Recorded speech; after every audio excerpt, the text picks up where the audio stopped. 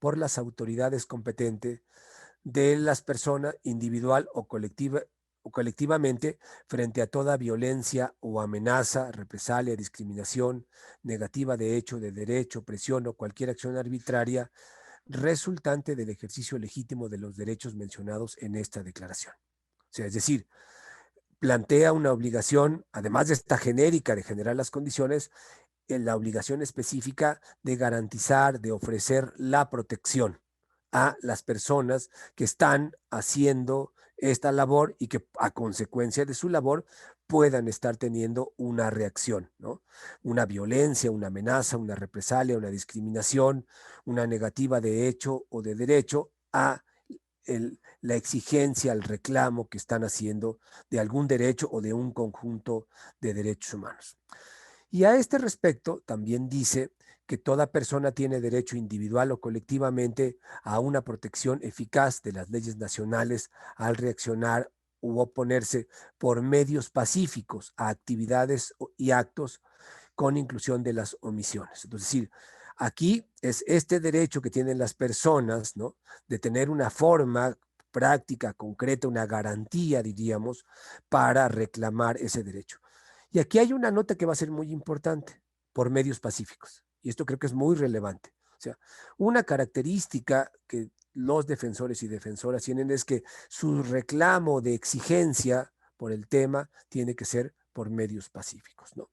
Eh, y tiene que tener esta posibilidad de una protección eficaz, es decir, un mecanismo, una institución que en un momento dado le pueda ofrecer una serie de garantías o de mecanismos que protejan su vida, su integridad, sus condiciones para realizar su trabajo. Entonces, este es creo que otro elemento, yo diría, muy, muy importante.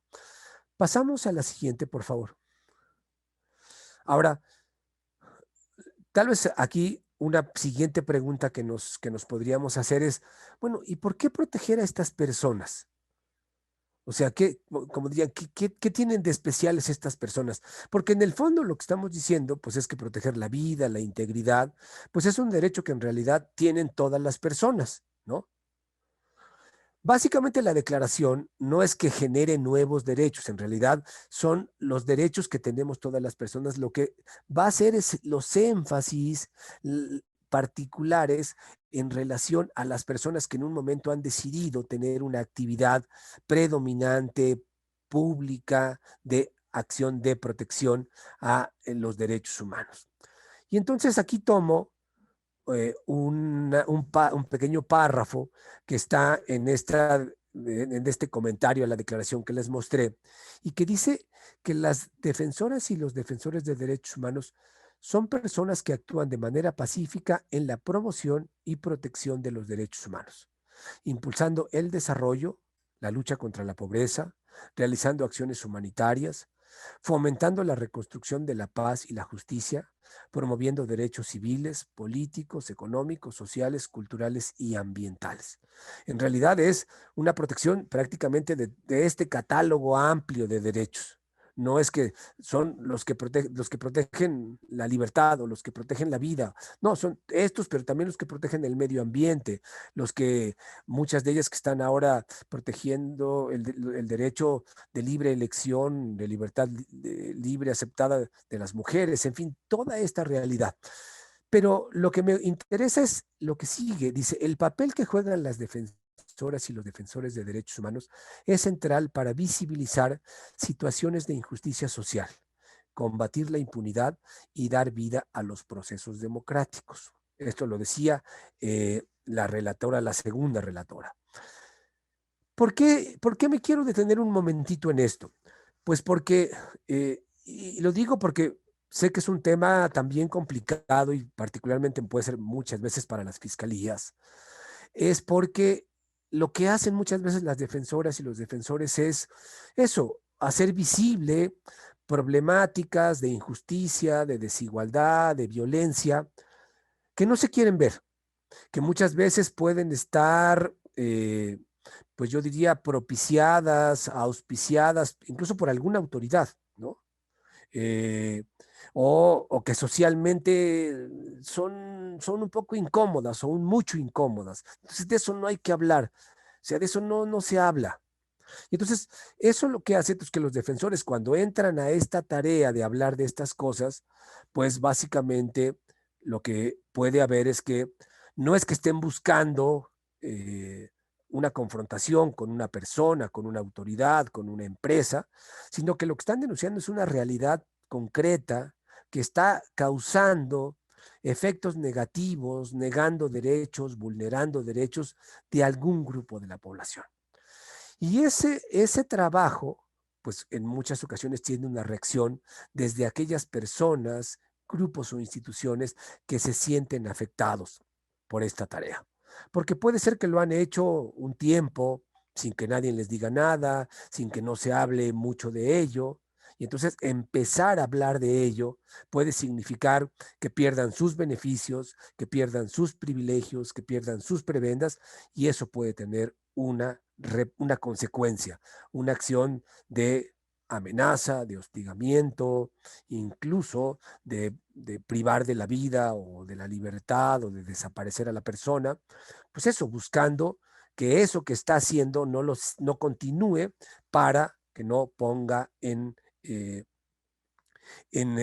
digamos, en riesgo su privilegio, ¿no? Bueno, eh, ok, pasamos a la siguiente. Bueno, aquí me voy a detener porque, digamos, y les decía yo con lo primero que dije, o sea, yo quisiera que esto lo fueran tratando ustedes de aterrizar en personas concretas. Piensen si conocen a un defensor o defensora. Es obvio que sí. Bueno, muchos y muchas conocen a Sara en alguna medida, o a lo mejor más o menos, pero Sara es una defensora.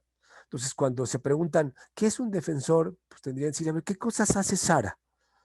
Y en esa lógica, no le voy a pedir a Sara que lo diga, me encantaría, pero no la quiero obligar.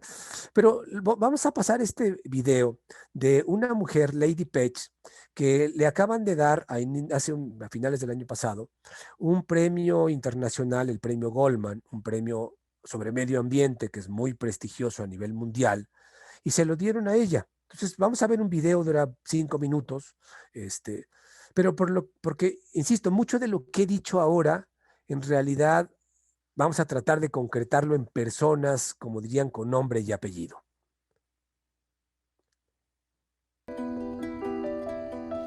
En los bosques tropicales de la península de Yucatán, en México, la apicultura es una actividad de hace 3000 años para los mayas indígenas. En la lengua maya la conocemos como la Xunancap.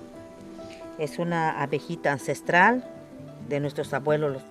Mis abejitas necesitan de ciertas plantas endémicas para sobrevivir. Hoy en día se están perdiendo, se está desapareciendo. En 2012, el gobierno mexicano otorgó permisos al gigante agroquímico multinacional, Monsanto, para cultivar soya genéticamente modificada en 7 estados mexicanos. Grandes áreas de bosques biodiversos fueron talados para dejar espacio a 600,000 acres de este lucrativo nuevo cultivo. Cuando me di cuenta que empezaron a deforestar grandes extensiones de selva, cuando me di cuenta que se empezaron a morir mis abejas por las fumigaciones aéreas, eso nos preocupó mucho. Decidimos organizarnos entre comunidades. Buenos días. Lady ayudó a reunir una amplia coalición de organizaciones comunitarias, ambientalistas y apicultores. Rápidamente descubrieron que los permisos de Monsanto se habían otorgado ilegalmente. En México tiene un tratado internacional donde se compromete a consultarnos a los pueblos indígenas cuando un proyecto ponga en riesgo la vida de los pueblos indígenas. Y cuando nosotros nos dimos cuenta de que se dio el permiso sin habernos consultado, nosotros por eso decidimos ampararnos.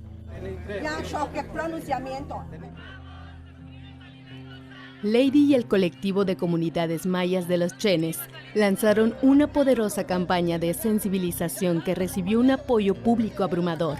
Esto puso a Monsanto y al gobierno a la ofensiva. La reacción fue de confrontación. Nos empezaron a confrontar, nos empezaron a amenazar, empezaron a desprestigiarnos como comunidades, como líderes indígenas. Miedo no lo sentí porque me vi en una unidad de pueblos mayas. Sentí mucha fuerza para poder luchar. Uno cuando habla ve que conoce perfectamente.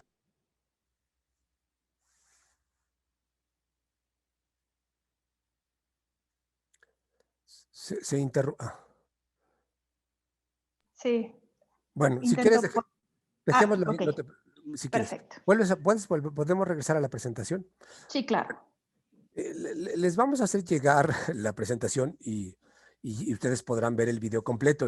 Vimos como la mitad, pero en realidad mi intención era básicamente un poco tratar de concretar lo que he venido diciendo un poco en abstracto. O sea, cuando estamos hablando de los defensores y de las defensoras de derechos humanos, estamos hablando eso, de mujeres como esta Lady Pech, una mujer maya, ¿no?, que empieza a tener una serie de preocupaciones por lo que está pasando en su entorno inmediato, con su vida cotidiana. En este caso, lo que pasaba con las abejas, ¿no?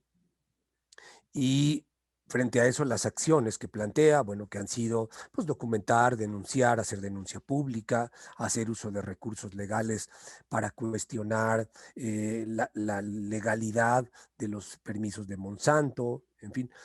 Y fíjense, cuando estamos hablando de Monsanto, estamos hablando de una empresa transnacional sumamente poderosa, con un montón de recursos, ¿no?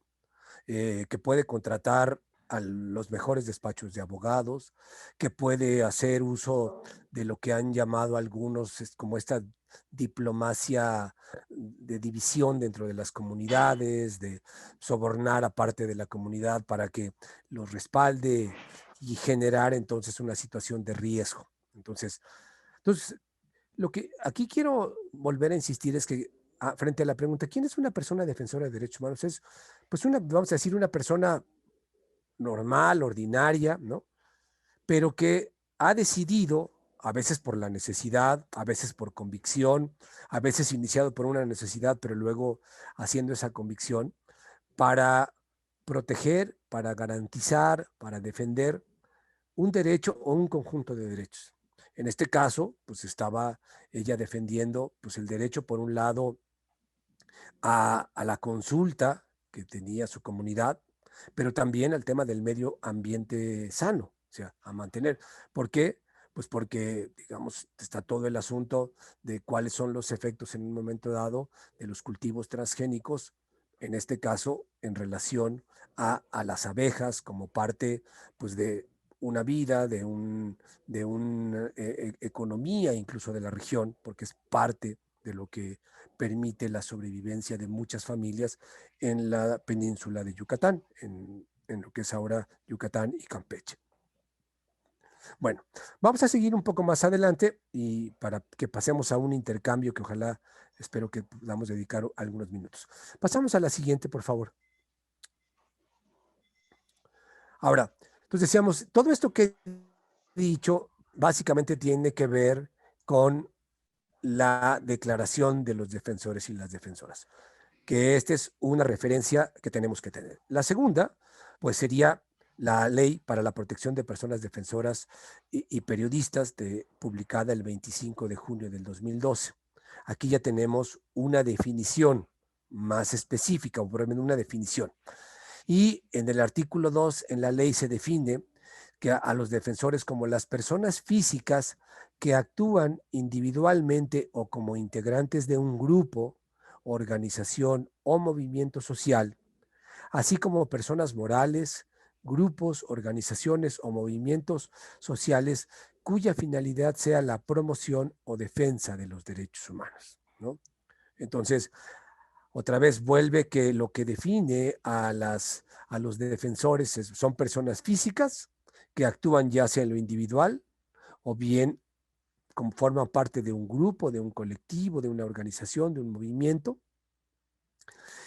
y cuya finalidad, ya sea en lo individual o en lo colectivo, es la promoción o defensa de los derechos humanos. Cuando hablamos de la promoción, que también aparece en nuestro artículo primero, pues es básicamente toda esta labor de difundir, de informar, de hacerles llegar a otra información de qué son los derechos humanos, qué derechos tienen las personas, cómo los pueden exigir y garantizar, qué recursos tienen. Entonces es toda esta tarea de que la gente conozca, sepa qué son los derechos humanos, pero también cuáles son las vías que hoy existen, tanto jurisdiccionales como no jurisdiccionales, en este caso la Defensoría, pero es también en un momento dado el juicio de amparo, en fin, los distintos recursos que hoy se tienen. Y también la defensa, es decir, en un momento dado, en las organizaciones o a gente en lo individual, abogados o abogadas, pues han tomado también el tema de la defensa de los derechos humanos como parte de su trabajo, de su finalidad, de sus objetivos dentro de sus instituciones, dentro de sus grupos, dentro de sus despachos de abogados. Entonces, aquí ya tenemos, entonces sí hay una definición, que es lo que tenemos hoy en la ley de defensores y defensoras de derechos humanos que muchos de ustedes conocen porque de alguna manera pues tienen relación con estos asuntos. Pasamos a la siguiente, por favor. Pero vuelvo a la pregunta, ¿qué cosa es lo que da identidad a un defensor o a una defensora? Y ya lo he venido diciendo, la actividad que realiza, ¿no? Y esa actividad puede ser muy variada. Documentación de casos de violaciones de derechos humanos. ¿Qué queremos decir cuando hablamos de documentación? Pues es reunir la información que permita sustentar, tener elementos, tener evidencia de que hay una violación a derechos humanos. Y eso puede ser desde, se van a reunir documentos, se van a reunir, usar fotografías, videos, testimonios de las personas, todo lo que permita, a fin de cuentas, plantear que hay una documentación. Puede ser también a veces documentos de las autoridades de posibles malas actuaciones, de posibles actos de corrupción, en fin, entonces todo esto. Puede ser toda la denuncia pública de las mismas, ¿no? Salir a los medios y decir es que tal persona, es que tal autoridad municipal, etcétera, está haciendo tal cosa y está con esa acción violentando los derechos humanos de una persona, de un grupo. Puede hacer asesoría jurídica. Y la distinguimos de la defensa legal, digamos, porque muchos de los defensores y defensoras no son abogados, no tienen un título, pero han ido adquiriendo experiencia, conocimiento de leyes, se han ido formando y muchas veces eso le permite alguna asesoría jurídica. No es que sean los representantes legales, pero pueden orientar a la persona, mira, frente a tu caso puedes hacer esto, puedes ir aquí, puedes ir allá, puedes ir a la defensoría, puedes buscar hacer esto, puedes presentar esta queja, puedes hacer una solicitud de información para tener más, un acervo mayor de lo que hay alrededor de este caso. Y luego propiamente defensa legal, ¿no? O sea, ya sea como asesores jurídicos, como abogados, defensores, en el caso de que los defensores y defensoras sean acusados como presuntos responsables de algún delito, o bien como parte muchas veces de quienes denuncian una agresión y ser los abogados que ayuden a impulsar los procesos de investigación. Luego también está en esto todo el trabajo de difusión y educación en derechos humanos, pláticas, conferencias, talleres, etcétera, ¿no? Presentar o acompañar quejas ante los organismos públicos. Muchas veces son los que acompañan a las víctimas o a veces ellos van y presentan la queja igual, ¿no? también cuando ya a lo mejor han adquirido más experiencia o lo ven, envían información al Sistema Internacional de Derechos Humanos, al Sistema Interamericano y al Sistema Universal, ¿no? A los relatores, a los comités, entonces, que atienden temas específicos de desaparición, de tortura, de violencia contra mujeres, pues a lo mejor ellos envían información de su caso, de lo que está planteando, pedir algún pronunciamiento, alguna acción urgente por parte de alguno de estos mecanismos internacionales para que vengan. Entonces, hay un catálogo importante de actividad, pero insisto, lo que da identidad a los defensores es lo que hacen, el tipo de trabajo que hacen. Y en ese sentido, dicho que no se puede decir o condicionar que un defensor o defensora es aquel que trabaja en una ONG. Sí, esos también son, pero no se requiere estar en una ONG, ¿no? Puede ser que, como decíamos, que sea una persona en lo individual, puede ser que sea una AC que a lo mejor se organizó para alguna actividad, a lo mejor de comercializar productos de la región, ¿no? En términos de que la gente tuviera mejores condiciones y tal vez frente a eso, pues han venido las represiones de posibles acaparadores de los productos que empiezan a hostigarlas, a amenazarlas, etc. Tampoco es un requisito tener un ingreso por esta tarea, ¿no? Muchísimas de las organizaciones que hay en México, sobre todo a nivel local, son organizaciones que se sostienen y que se construyen con el trabajo voluntario de las personas, que dedican un tiempo a esto. Muchas veces son personas que tienen, por un lado, su trabajo remunerado, del que viven, son maestros, son maestras, tienen a lo mejor un pequeño negocio, alguna actividad, siembran su parcela en el campo y de eso viven. Y una parte del tiempo lo dedican a hacer este tipo de labores. Entonces, tampoco está condicionado. Digo esto porque pues, un debate ha sido muchas veces la idea de, bueno, pues hagamos entonces un registro en el que vengan y se registren. Digamos, hasta ahora a nivel internacional y en México ha habido decir, no, esa no es la vía, es más bien que cuando haya que atender un caso de esta naturaleza, en el caso de un defensor que viene y presenta una denuncia por tal caso o que nos solicita protección, como es en el caso del mecanismo, pues una primera, digamos, tarea es, bueno, ¿qué hace esta persona? ¿Cuáles son sus tareas, sus actividades? ¿Qué podemos conocer de lo que hace? Pues es que mire, yo acompaño a estas personas, he presentado estas quejas en la comisión, en la Defensoría del Pueblo de Oaxaca, he hecho acompañado a estas personas a hacer solicitudes de información para que tengan acceso a información, les he orientado en tales cosas. Eso es, he hecho pues un pequeño a lo mejor registro aquí en mi comunidad de cuántos feminicidios han sucedido en el municipio en los últimos 5 años y tengo, pues a lo mejor los tengo en una libreta, pero tengo el feminicidio de fulana de tal, en tal fecha, sucedió así, hay denuncia, no hay denuncia. Ese es un trabajo de defensores y defensoras, ¿no? Pasamos a la siguiente. Bueno, aquí tengo otra presentación. Vamos a ver si podemos ver y tal vez ahí, tengo más cosas, pero aquí me quisiera ya detener, ya creo que tomé mi tiempo, para a tener un intercambio. No sé si podríamos ver el primer link, el Comunidades en Lucha. Soy maya, tengo un origen, tengo una historia. ¿Ya se escucha? Entonces, sí, ahora sí, este gracias. pedazo de tierra donde yo estoy, alguien lo cuidó y es alguien que lo cuidó, nos toca a nosotros ahorita defenderlo. Esa parte de fortaleza comunitaria, reorganizarnos, recuestionarnos, ir involucrando a todos los actores quienes estén adentro, jóvenes, niños, todos tienen que saber lo que pasa. Yo creo que es allá donde está la esperanza. La lucha es adentro, después afuera.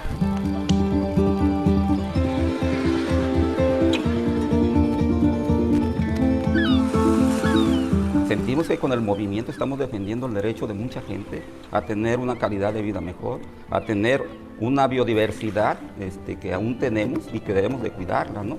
Y todo eso implica que todos tengamos que defender esta parte que es un patrimonio, un territorio muy pequeño de México, pero que es muy significativa y muy importante para nosotros, para nuestras generaciones de hoy, para las generaciones de antes y para las generaciones venideras. Vivir sano, comer sano, beber sano, atmósfera limpia, aire limpio para vivir.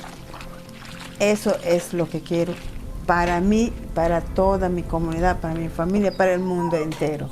Defendemos los derechos de la salud, usos y costumbres y el derecho de los indígenas. Los derechos culturales, derecho a acceso a la justicia. Nuestro problema realmente se ha derivado desde que la Marina nos allanó el domicilio y desde que nos hicieron presos. Desde ahí son ellos, son los militares nada más. Desde que salimos, no tenía ni 2 meses, fue cuando me pararon a mí y me desnudaron.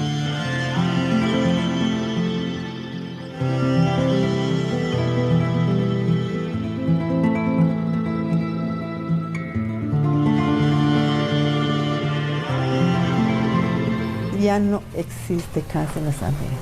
Primero, por la deforestación, ya no tiene comida las abejas. Segundo, por los insecticidas que están rociando, las abejas se están muriendo. Ahí nos dimos cuenta que ya nos quieren exterminar con este modelo de agricultura que se está dando. Vamos a hacernos fuertes en cada pueblo. Empecemos a defender nosotros. Entonces, a eso sí le tiene temor el gobierno, por eso nos quiere dividir.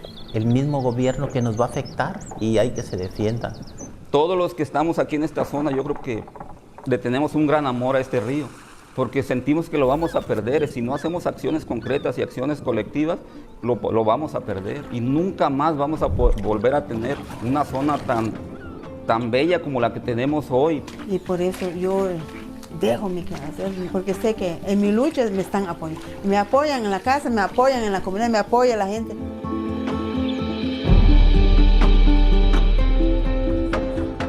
Digo, o sea, la comunidad y el pueblo y todos nos han demostrado que ha habido mucho apoyo y mucha ayuda a través de ellos. Y desde que salí del penal, pues no me han visto más que como una persona que ha luchado, y ese agradecimiento que le da a la gente por habernos apoyado y porque sabían la inocencia de nosotros. Desde el primer momento en que dijeron que iban a construir una presa, que nos vamos a ver afectados con el trabajo de acuacultura, que es el cultivo de los ostiones de nosotros, porque es un ostión nativo que está acostumbrado al intercambio de agua de mar con el agua de río. Nosotros a difundir primero a nivel interior de nuestra cooperativa las intenciones del gobierno de querer construir una presa. El gobierno está hacia los megaproyectos, hacia los empresarios, al arrebato de su territorio, al arrebato de sus recursos naturales. Estamos graves a nivel país, sobre todo las comunidades indígenas. Puede venir cualquiera, entra, saca, te quita de tu casa, te despoja, sale y dice, ¿sabes qué? Ahí nos vemos. Y es justo lo que está pasando en este momento. El México que me imagino yo, pues un México sin violencia y sin muerte y sin corrupción. Un México más justo, ¿no?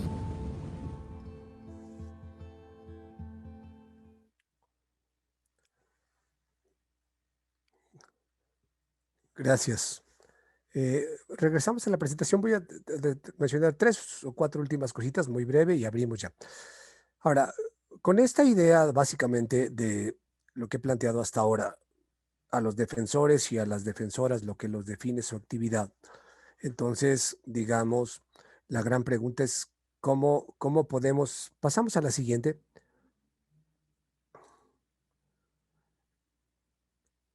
Bueno, una cosa es nada más rápido, es en la declaración, como ya decía yo, no es que esté en realidad planteando nuevos derechos, sino si vemos la lista, derecho a la libertad de opinión y de expresión, de asociación, de reunión, a la protesta, etcétera, etcétera, pues son prácticamente derechos que tenemos todos y todas.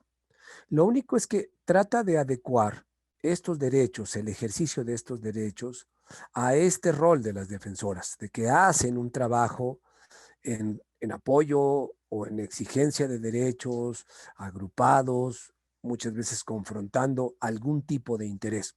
Y esto es un poco lo que trata de llamar la declaración. Ahora, decía yo, entonces, ¿cómo se puede hacer?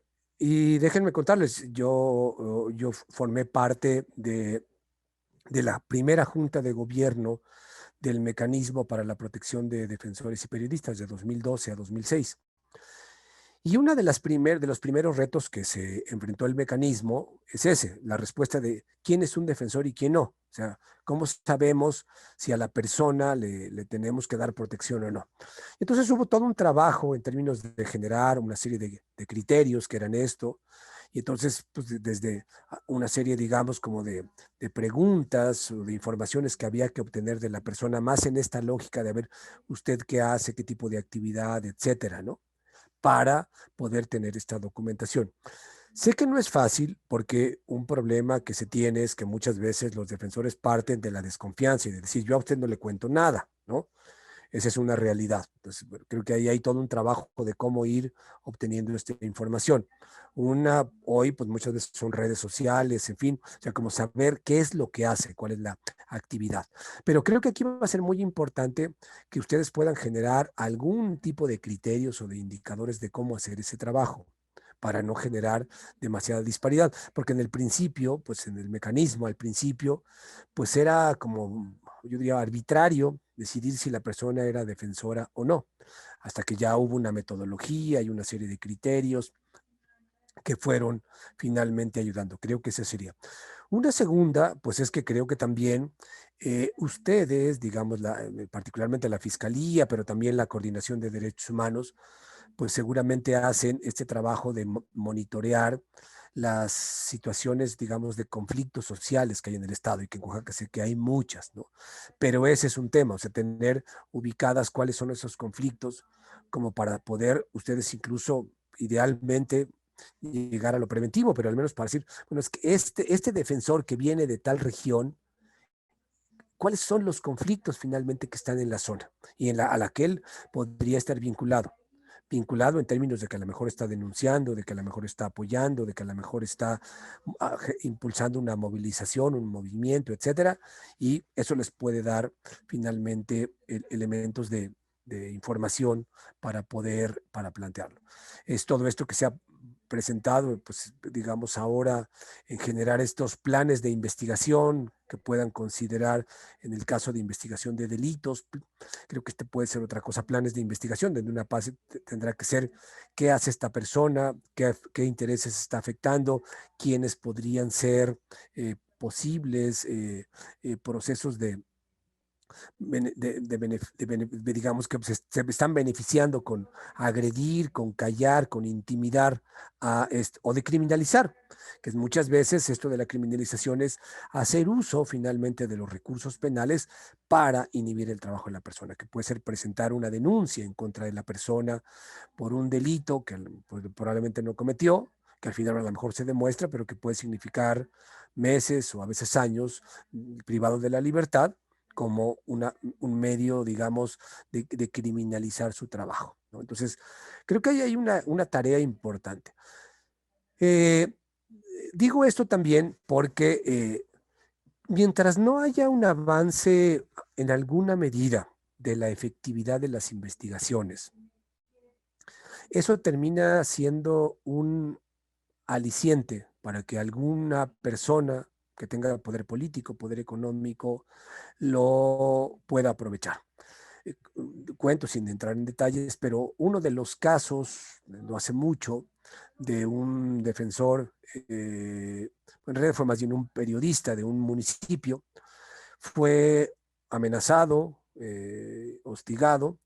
Hicieron la investigación, fue en este caso la Fiscalía General de la República, y lograron determinar con suficiente evidencia que había sido un funcionario municipal, ¿no? Y que cuando lo llamaron a declarar, ya con la evidencia, pues el otro no se pudo negar. Y lo que usó en su defensa, dijo, bueno, sí era una amenaza, pero en realidad nunca tuve intención de matarlo. Era como para darle miedo. Vamos a suponer que fuera cierto, pero esa amenaza, aunque no se llegó a cumplir, generó una serie de gastos para el Estado. Hacer un trabajo de investigación, darle una serie de protecciones a ese periodista durante un cierto tiempo, una serie de que finalmente el Estado asume. Y mientras no haya una clara conciencia sobre todo yo digo en autoridades, pero también podríamos pensarlo en empresas, de que en un momento dado pueden topar o tener una probabilidad mayor de ser identificados como responsables de estas acciones de intimidación, pues eso permite, pues muchas veces, bueno, y en este caso, porque al final, pues en realidad una posibilidad era ponerle pues, una multa a la persona, porque en realidad era un delito menor, eran amenazas, etcétera. Pero estaban tratando de decir, bueno, pero ¿cómo le hacemos que esta persona no se quede con esa multa, sino que restituya al Estado lo que el Estado gastó en tener que investigar y proteger a esta persona a consecuencia de la amenaza, aunque diga que no la iba a cumplir? O sea, creo que hay también un reto de cómo generar mayores, digamos, evidencias de que las instituciones del Estado son capaces de proteger, pero también de investigar y aumentar las probabilidades de que los presuntos responsables en un momento dado tengan que responder y asumir las consecuencias de sus actos. Bueno, pues muchísimas gracias. Espero que sea de utilidad. Sara tiene la presentación, se las puede hacer llegar. Y bueno, pues ojalá si tienen preguntas, comentarios, pues adelante, por favor.